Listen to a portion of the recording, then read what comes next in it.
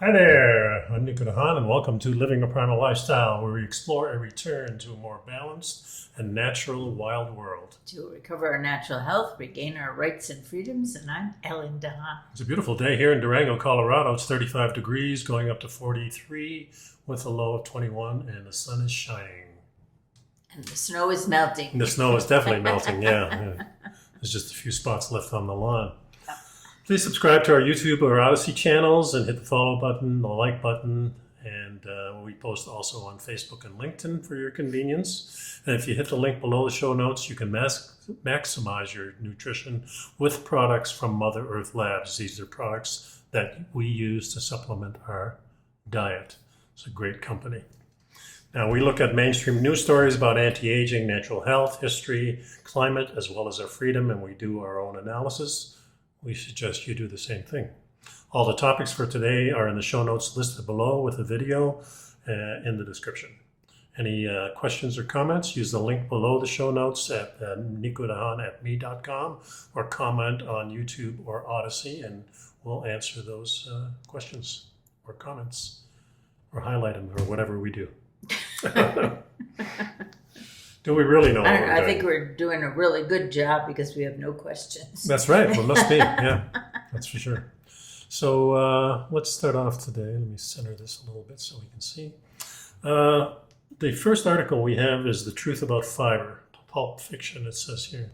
We hear a lot of story about eating vegetables and grains. Making sure you get enough fiber in your diet and taking extra fiber and all this. Yes. It's so important, says. And we read things years ago that kind of disputed that.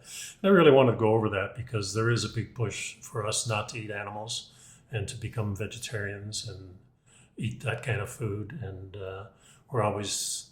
And the problem is you can't digest it. And so let's get into the article here. Fiber comes from the cellular walls of plants.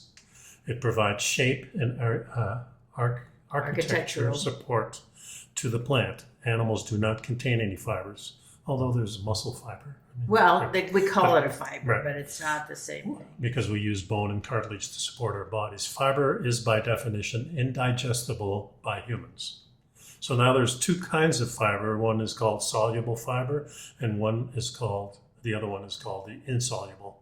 So all plant foods, which are fruits, vegetables, nuts, beans, seeds, and grains, contain a combination of soluble and insoluble fiber in varying amounts. We are told that soluble fiber is good for us because it slows things down, and we are told that insoluble fiber is good for us because it speeds things up. Okay. Yeah, so insoluble fiber is affectionately called roughage. Insoluble fiber is called insoluble because it does not dissolve in water. It's the stuff that gives tree bark, nutshells, and twigs their woody texture. Foods high in insoluble fiber include grains, seeds, nuts, vegetables, and certain fruits. Yeah, insoluble fiber passes through our digestive system practically untouched because even bacteria can't easily digest them. And we're told that insoluble fiber is good for us because it adds weighty bulk to the contents of our intestines, helping to push things along. Why expose the soft inner surfaces, soft and smooth inner surfaces of our intestines to these abrasive indigestibles? We are told that we need to sweep out innards clean of potential toxins. But the author of this article says, oddly enough, I was unable to locate a single scientific article explaining what these toxins are and how insoluble fiber removes them.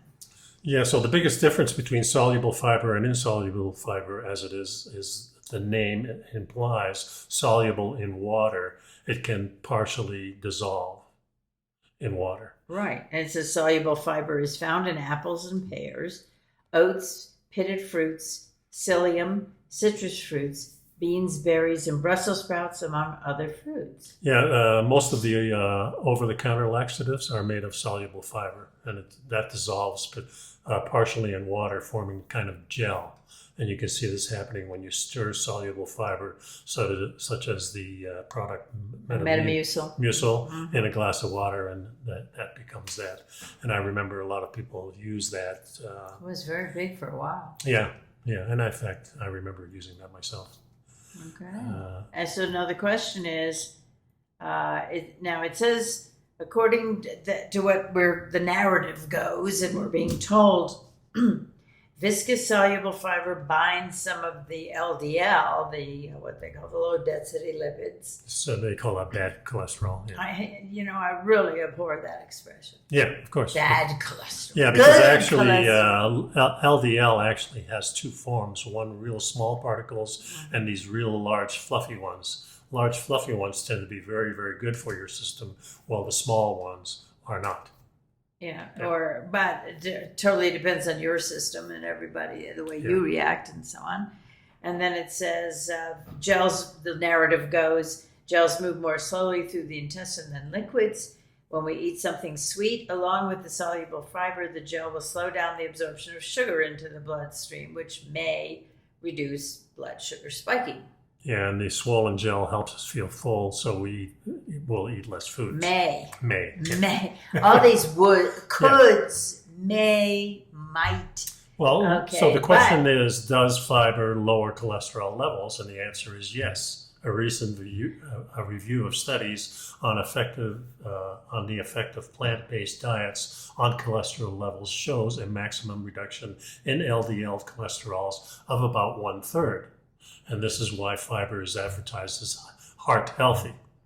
But of course, if you've read the cholesterol page, and there's a lot of information out there about cholesterol, you know that LDL is not necessarily bad. And the most powerful way to improve your cholesterol profile is to eat a low glycemic index or low carb diet. Yeah, so that's completely different than Right, eating plants with fiber. Right. Yeah. So does it lower cholesterol levels? Well, It does, but cholesterol tends to be good for you, especially as you age. Right. Because as we've said many times, kind of plaster over the scars, small tears and yeah, so on in your arteries. Right. So the second question is, can fiber lower blood sugar?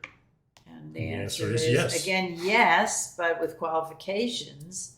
It says soluble fiber has been definitely shown to reduce the glycemic index, which is the degree to which your blood sugar will spike, of certain sweet or starchy foods, but only by about 10 to 20%. This is probably because fiber slows digestion of carbohydrates by interfering with the normal digestion. Is that something I want? No. Well, it's a two-edged sword. Anytime that you have food in your stomach, the body tests it and puts out some insulin.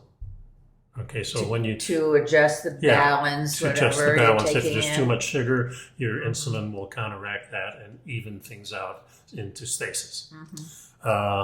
So that's the method that your body remains in stasis. If you have too much sugar problems, yes, this fiber can slow that down. But why are you eating real high sugar products? Well, that's the point right there. It says a much more powerful and direct way to reduce the glycemic index, in other words, the ability to spike your blood sugar, is to reduce the glycemic index of the food you eat. And so, avoid the high glycemic index foods. And what are those? Those are always the things that we talk about that we don't want. Ultra processed food, or even highly processed food, or the things that we these days think of as staples. Morning cereals, bread, things like that. Eat a little bit of bread, no problem, but if you make it a staple of something, then you're going to spike the sugar and insulin gets involved. And after some years of this happening, your insulin body's reaction to that becomes less sensitive, so the insulin sometimes you stops. end up with your type 2 diabetes and so on. Just to complete that statement, you said that the carbs are in there and they spike your sugar. What we've talked about in the past just briefly is that the carbohydrate goes into your body. If it's needed for immediate energy or boost, it takes the rest of it gets stored into fat. into fat. And Yeah, it's because normally the mechanism is that carbohydrates in your body are kind of stored next to your muscles for an immediate in the form need. of In the form sugar.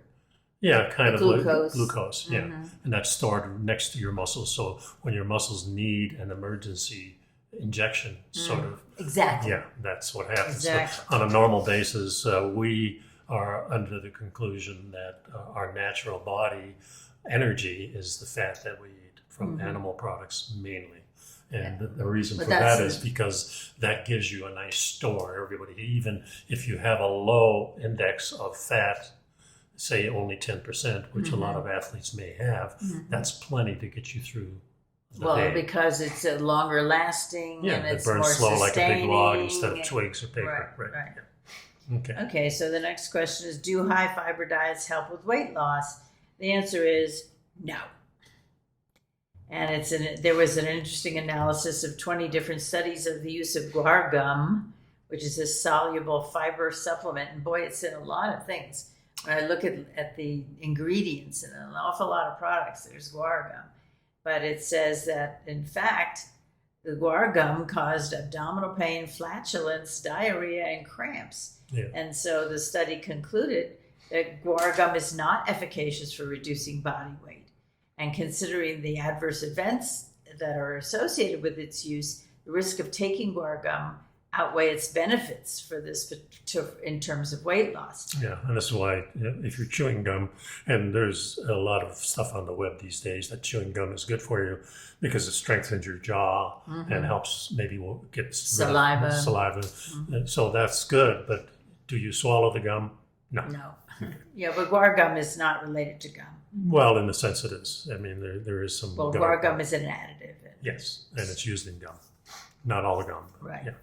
Okay, so next thing, does fiber protect the colon from cancer, constipation, and other diseases? And the answer is? The answer is no, and this was published in the World Journal of Enterology.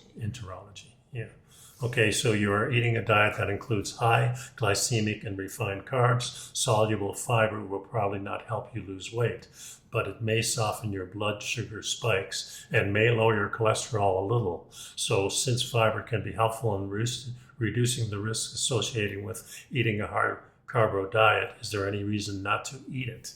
Yeah, in other words, so if it's not fantastically wonderful, it's not magic food, but is there any problem if you do eat it? And the answer is we cannot digest the carbohydrates that make up soluble fiber. But the bacteria in our large intestine can, and they do. Yeah, undigestible carbohydrate fibers arriving in the colon attract huge numbers of bacteria for a free lunch.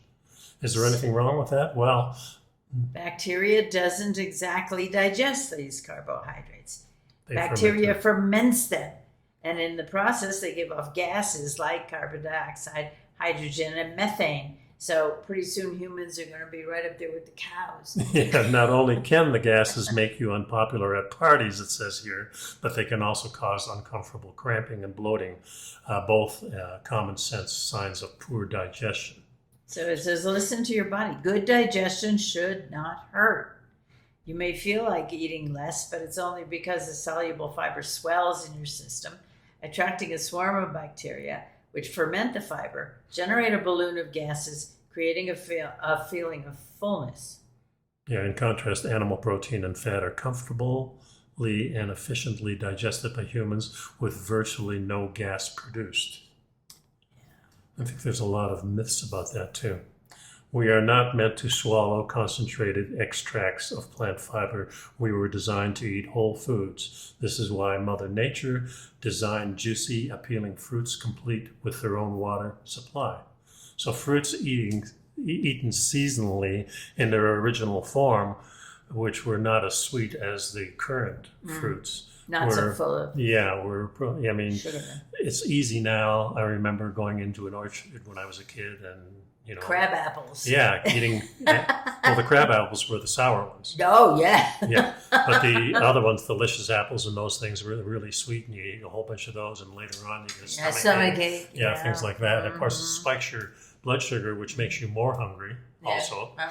So when that sugar drops, you think you're hungry, right? Yep. or you crash. It says here about 150 people. The world was 150 years ago. 150 years ago. The world was populated by two kinds of people: people who were still eating traditional diets of various types, and people who started to eat a modern diet. Yeah, we talk a lot about the Western diet.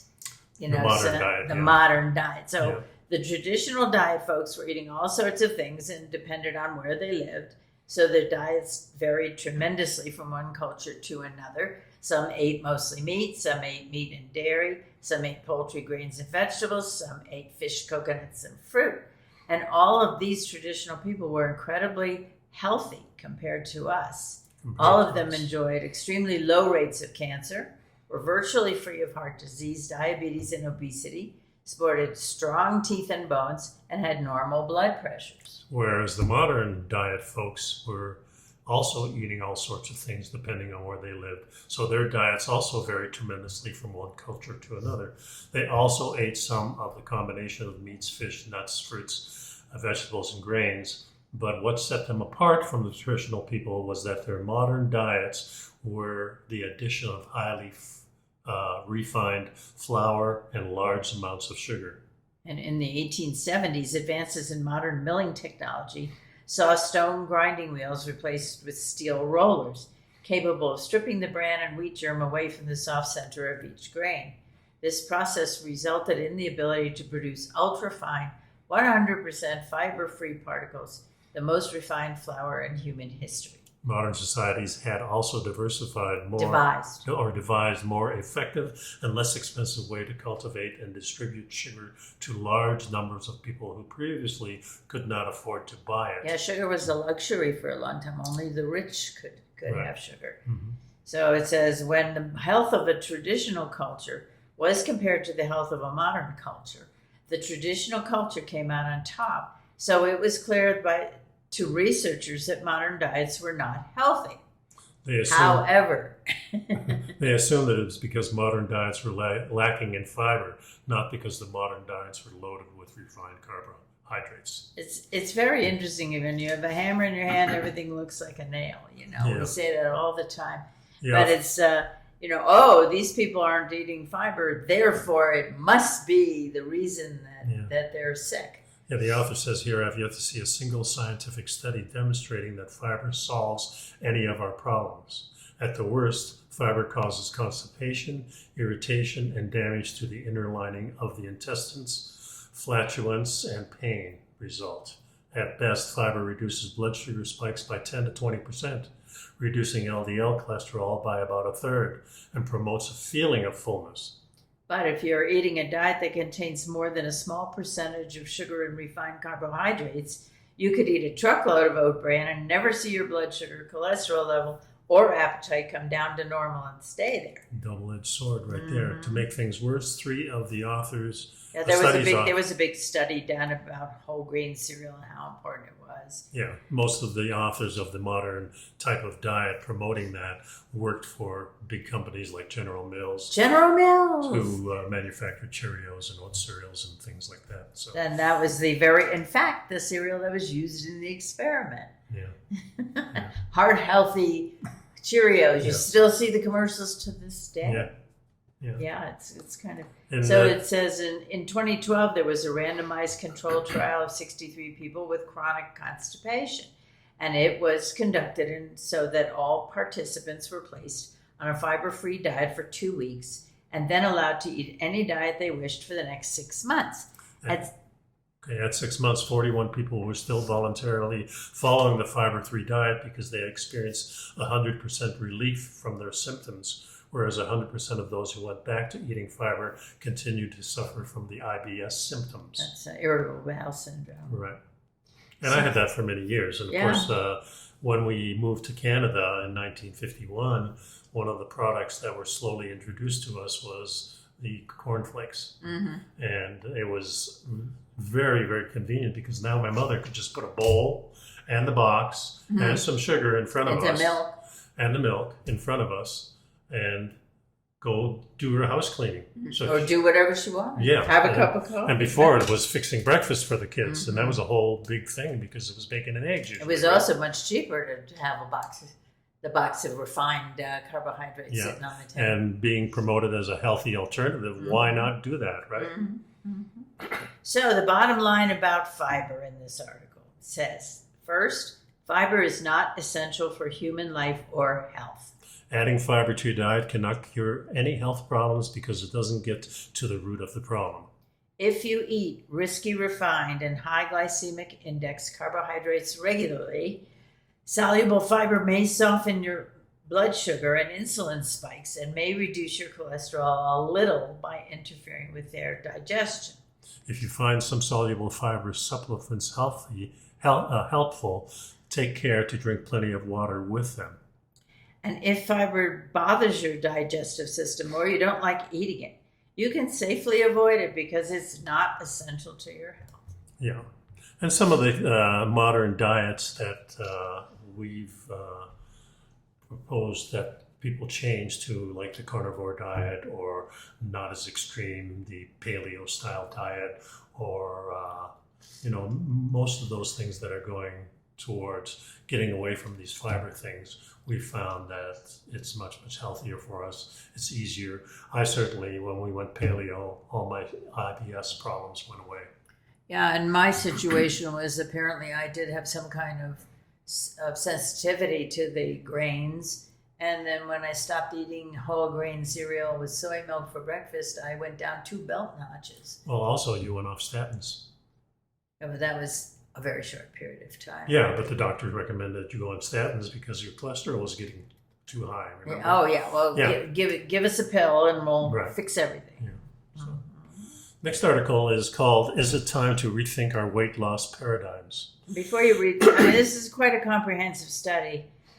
However, Doesn't really say a lot. all right, so the idea, well, let's just skip Read to, the abstract. yeah, I'll read you the abstract. So strategies aiming to promote weight loss usually include anything that results in an increase in energy expenditure, which is exercise, or a decrease in energy intake, which is diet.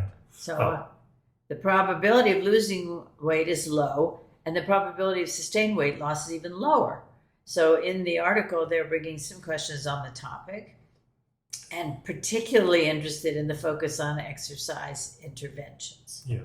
And as a personal trainer, of course, I know that exercises put you in shape to do things. Yeah, but it's not necessarily a weight loss strategy. Yeah, if you don't change your diet, it's not going to affect anything. If you stick to the modern type diet, it's very hard to overcome the diet through exercise. You're just basically working yourself to death in a slow manner. So not a good strategy.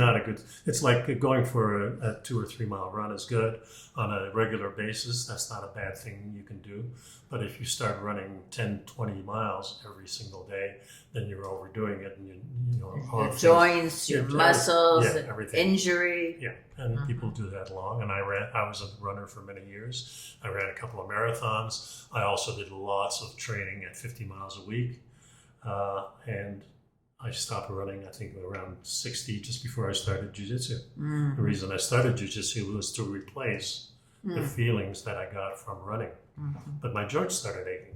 Yeah, exactly. And I even tried things like barefoot running, which actually helped my gait, but didn't help my joints a lot. So yeah, they continue pounding it your wasn't body so much weight. The pounding, it was they were already damaged. Yeah. All right, So so they specifically are talking about high intensity training, right, and interval training. And it's become very popular these days to do this interval training. Explain what interval training is. Is doing things in segments. So you'll do interval training, you'll do one thing for a while, you'll have a little rest period perhaps, or maybe a slow down period. Or maybe every other day or something for that particular. Yeah, you can do it that way too. You can do it in segments of just small amounts of time or even large amounts of time. Days of rest is always good. But interval training is doing different things. So you may do interval training like run on a treadmill for 2 minutes, then do some strength training in between for your biceps, then do some leg work that involves slow, heavy stuff. and do some light stuff. Though that's really interval training. They've made it into little games that you can play, which are really good. So mixing it up has always been good. But the object of this present study is to present some reflections and invite the reader to critically analyze the strategies used for promoting weight loss. And just exercise is not a weight loss strategy. In a sense, it can help you get in shape. Well, it says but there's many people that are partic- heavy and are in shape too. Yeah. This article, the objective of this study was to critically analyze the strategies for promoting weight loss, and they highlight the importance of promoting the choice of exercise and supervision for those seeking or working with those seeking to sustain long-term changes in weight status and body fat. Yeah, it says according to our results here, there's no correlation between the changes in anthropometric measurements and changes in calorie intake. Therefore, changes, in other words, your exercise is not going to decrease how much you take in from food. Yeah, and which makes sense, right? Right. But they couldn't find any connection between the calories and what happened when you exercise. That was even though you're burning calories, it's hard to outrun your mouth. What you're taking in. So it's very difficult. That's good. You like that? Well, it's kind of like if you're eating something that has 1,000 calories, to burn off 1,000 calories, and it requires you to run for 3 hours. At least. So it's the conclusion here is not our aim to present a final solution for weight loss, nor do we pretend to fat loss. Or fat loss, which in a sense is the same thing in a way. Right. I guess it's not, because you could lose muscle. That's right. Nor do we pretend to deny the importance of analyzing caloric expenditure. It seems that the human metabolism changes in response to what is done. So if we would like to calculate calories, it would be necessary to consistently evaluate our metabolic state in order to calculate our dietary needs, which is, of course, unfeasible. Therefore, instead of only estimating the number of calories ingested and expended, it seems that we have to act positively in order to create an adequate environment for promoting healthy and sustainable weight loss. So the bottom line... This doesn't say a lot, really. The bottom line is that this article, the title has nothing to do with the article, and that it's not particularly... and most of it's common sense. But the problem today is really what you take in your mouth. And we were talking last night with a group of people from Jiu-Jitsu, and we were talking about how important it was to have quality food so you can maintain your health while you're training. And if you're not doing that, if you're eating garbage or fast food, in a sense, that snacks and things like that, over the years, your training is going to diminish because you're going to injure yourself. I heard one story from a Facebook person that said that they were heading for their job and had packed snacks for the day, put them on the passenger seat, and the seatbelt alarm went off. That was a heavy package. Well, we often see, we watch these guys who are doing rescues in 4x4s and things like that. And the first thing they always do is they go to the gas station, fill up the car, and then have snacks for the road. Yeah. And we found, since we've changed our diet many, many years ago, that we don't need snacks. And I remember just having these conversations with you when I got kind of angry because because I got hungry and we were in the middle of nowhere. Oh God! And we didn't have a snack. And then when we changed our diet, and this was probably 20 years ago when we changed our diet, all that went away. No longer do we. If we feel hungry, we don't get angry anymore. We go, oh, okay. Maybe a little something. Yeah. And what do we have? A piece of chocolate, maybe, something to sustain us. A very small square of chocolate. Yeah, something like that. So next article is, these are some of these articles that we've been seeing that we wanted to kind of relate to you that we find completely bogus, and there's two or three. We've been talking at length over the last year about intermittent fasting, about not eating in between meals, Right. and all of that. And there's a lot of anecdotal evidence and reports that it's been very beneficial to people for various health problems. But we've seen several articles now that come out, and this is one of them, 8-hour time-restricted eating linked to a 91% higher risk of cardiovascular health. Again, the title is completely misleading to what they say in the article.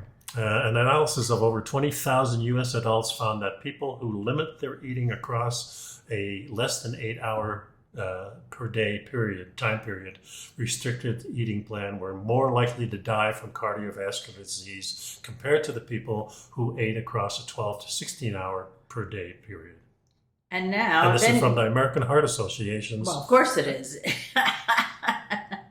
Well, it was presented at their Epidemiology and Prevention, Lifestyle and Cardiometabolic Scientific Sessions in just a couple weeks ago in Chicago. So previous research has found that time-restricted eating improves several metabolic health measures such as blood pressure, blood glucose, and cholesterol levels. Yeah, so I'm looking at this, and I'm going to skip the next paragraph. Well, except it introduces restricted eating, a study author, Victor Zhang, who is a professor and chair of the Department of Epidemiology and Biostatistics at the Shanghai Jiao Tong University School of Medicine in Shanghai, China. He says, he says first, restricted daily eating time to a short period, such as 8 hours per day, has gained popularity in recent years as a way to lose weight and improve heart health. It says, however, the long-term health effects of time-restricted eating, including risk of death from any cause or cardiovascular disease, are unknown. So this article starts with, oh my God, they've tied it to death and destruction, is not actually correct. Well, not only that, if you're restricting the time that you're eating to an 8-hour period, that means you're going a long time without eating. Out of 24 hours, that leaves you with what? About 16 hours. Yeah, 16 more hours. Does that mean in the middle of the night you set an alarm and have a snack? I don't think so. Well, it says. So it really makes no sense. It's very interesting, and it says so. There was an analysis and a study done headed up by this professor, and it says that they reviewed information about participants in the annual 2003 to 2018 National Health and Nutrition Examination surveys.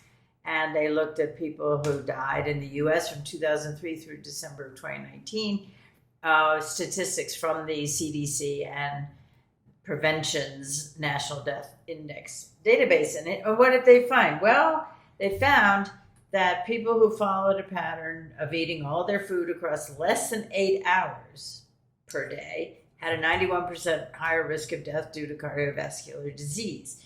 Then they go on to say, yeah, the increased risk of cardiovascular death was also seen in people living with heart disease or cancer. They already had heart disease and cancer. Yeah. Among people with existing cardiovascular disease, an eating duration of no less than 8 hours, but less than 10 hours per day was associated with a higher risk, or 66% higher risk of death from heart disease or stroke. So these are already sick people. Oh, yeah. And then it says time-restricted eating did not reduce the overall risk of death from any cause. So if you're already sick and you put more stress on people because they've been doing one thing, so not only maybe they're helping their physical part, but imagine the mental stress.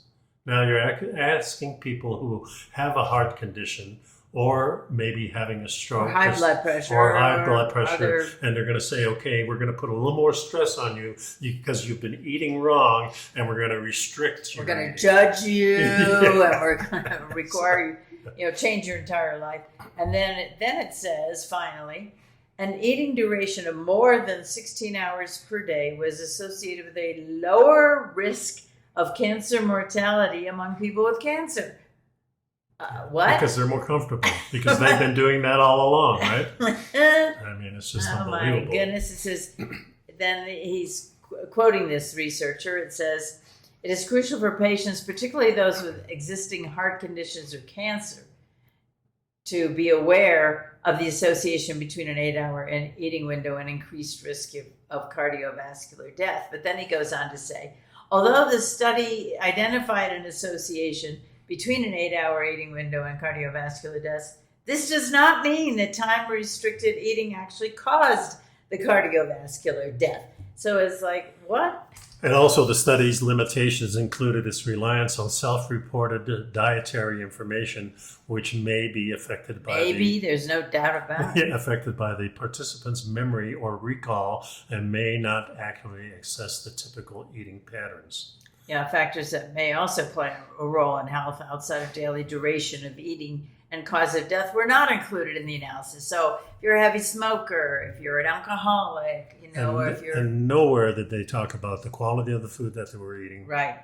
Whether they were drinking excesses, alcohol, or doing other types of drugs, or were they on statins and other things that were prescribed? Were there interactions? Were they taking anti-cancer medications? All these things have to do with, the quality of, it had to do with everything. It impacts on everything. It's a complex system.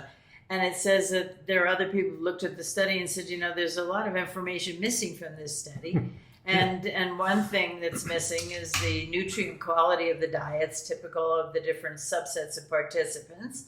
And without that information, you can't determine if nutrient density might be an alternate explanation for the findings that currently focus on the window of time for eating. And secondly, it needs to be emphasized that categorization into the different windows of time-restricted eating was determined on the basis of 2 days of dietary intake. Yeah. What? The next thing is a video that talks about this. Dr. Annette Bosworth, she's an MD, and she talks about this too. So if you want to check that out, it's a short video. I recommend do. The other bogus one is sunbathing for just 1 day increases your heart attack risk. Again, this is a title that you go, oh my God. Yeah. And then you read it and that's not what it says at all. And not only that, remember, people are restricted now to have a short reading span, right? I mean, social media and everything. Attention span, yeah. But not. So Right. if it takes you more than 5 minutes to read anything, you're probably not going to read it. I find myself in that group a lot of the times too. I'm looking at an article and it's too long. Maybe I'll dive into this later. Or maybe I'll give it to my wife and let her read it and put the notes in it. Yeah. So sunbathing, as well as the headaches and risk of heat stroke, sunbathing dramatically increases the chance of skin cancer, with 70% of the cases of the disease linked to sun exposure. And now researchers have added 2 further serious harms to the list: heart disease and erect immune system. And scientists from the University of Louisville in Kentucky found that just a day in a hot outdoor environment may raise telltale signs of inflammation in the body by at least 10%. Yeah, so first of all, this is a hot outdoor environment. It doesn't say you're lying there and sunbathing. Well, not only that, when you're sunbathing these days, most people are lathering on stuff on their, sunscreens and things like that, which we have talked about in the past, cause all kinds of different problems in the long run. They seep into your skin, they get into the skin is the first defense against everything. So if you're lathering stuff that's not good for you on your body on a consistent basis, they recommend every hour, right? Yeah. Well, and we've also seen articles and reported on them that pointed out that, in fact, the sunscreen caused more damage because it drew it only filtered out certain levels of sun and others. And you're out there probably for many more hours than you would be. Yeah, because you feel safer. I put this on, now I can stay out there. So limit your exposure to direct sunlight for 20 or 30 minutes. You're not going to have a problem. At altitude, we are even more exposed here if you're lying in the sun. Because you're closer to the sun. That's right. You have less of a barrier. Yeah, it was very interesting because suddenly they also they went away from sunbathing and they got into study participants had minor exposure to high temperatures on the day of their blood test. However, even minor exposure may contribute to changes in immune markers. and there are people who work outdoors whose jobs require them to be outside for a long time. Anything from landscaping and lawn services and pool services and construction. Well, we and see so people on. who are living in climates that, especially people who have lighter skin, if you're living in a climate that has constant sun exposure, you cover up with these big, I mean, if you look in Saudi Arabia, what people are wearing, that's being very smart. And now, if you have a darker skin, then perhaps, and you're living to the equator, that's a different sun than we're living in our altitude. Sure. Not only altitude, but we have the sun rays, and there's less protection in the northern hemisphere. So you have more protection where the equator is because there's more density there. So there's a lot of factors involved in this, and genetics, I think, plays a big role.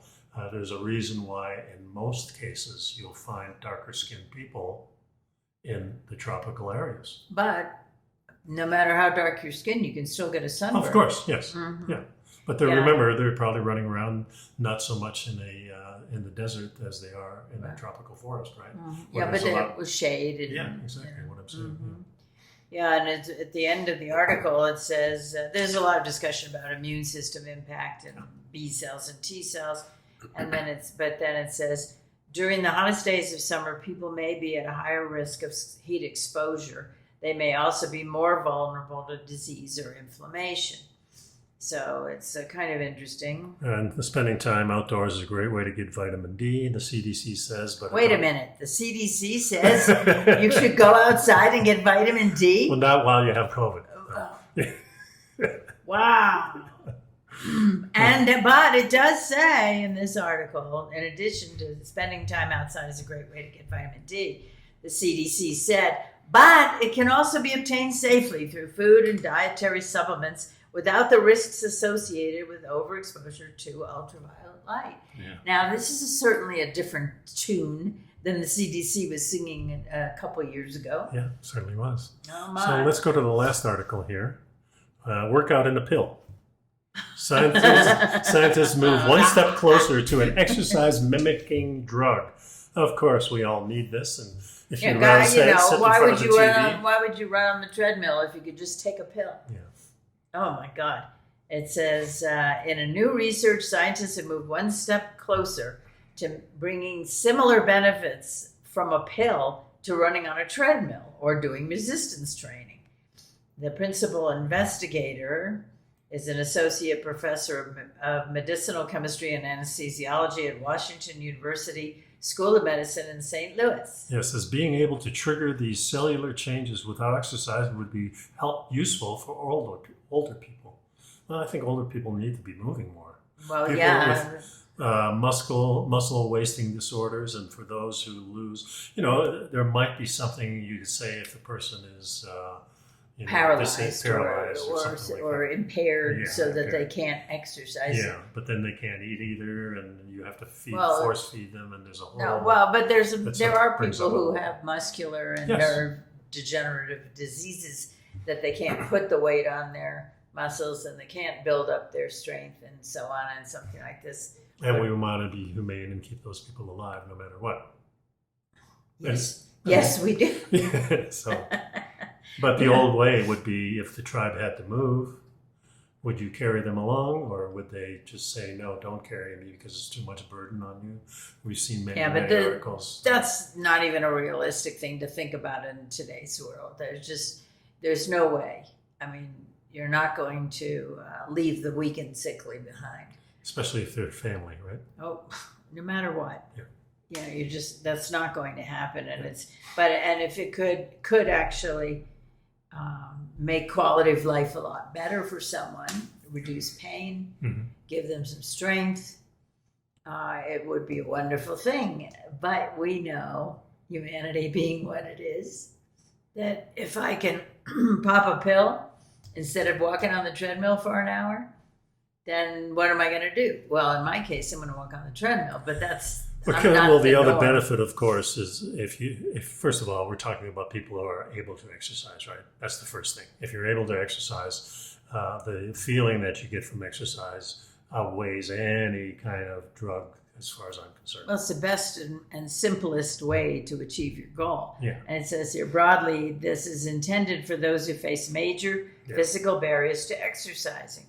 And then he went on to say in a video interview that the medicines would be useful for those who are too busy to get enough exercise or who are lazy. Yeah, there's always that. Ooh, and this is kind of the opposite of the Ozempic thing with losing weight. Yeah, but it does say that this is intended to help with Ozempic because you lose muscle mass when you lose the. Yeah, according to it says. So then you can take 2 drugs. There are people who lose muscle mass while taking weight loss inducing drugs such as Ozempic. It's like, whoops. Oops. The team, it says here, is now testing the newest generation of molecules in animals. They're not calling them drugs anymore. Let's call They're them molecules. Yeah. They're starting by studying mice whose biology mimics the aspects of human heart failure, obesity, and kidney dysfunction to see whether the new compounds could help treat the. They said, however, for now, this is not a drug. Well, it means it's not available. Right. You can't buy it. Sorry. They put a lot of little memes in here, to kind of throw you off. It's never been tested in humans, and the researchers have a lot of work to do to test the molecules in animals, see how they're processed by the body, and make any necessary tweaks before moving the candidate drugs into people. Translation takes a lot of time. That's, again, a new message. Yeah. A new message, which was never applied true. to the experimental drugs that were given emergency approval. Yeah.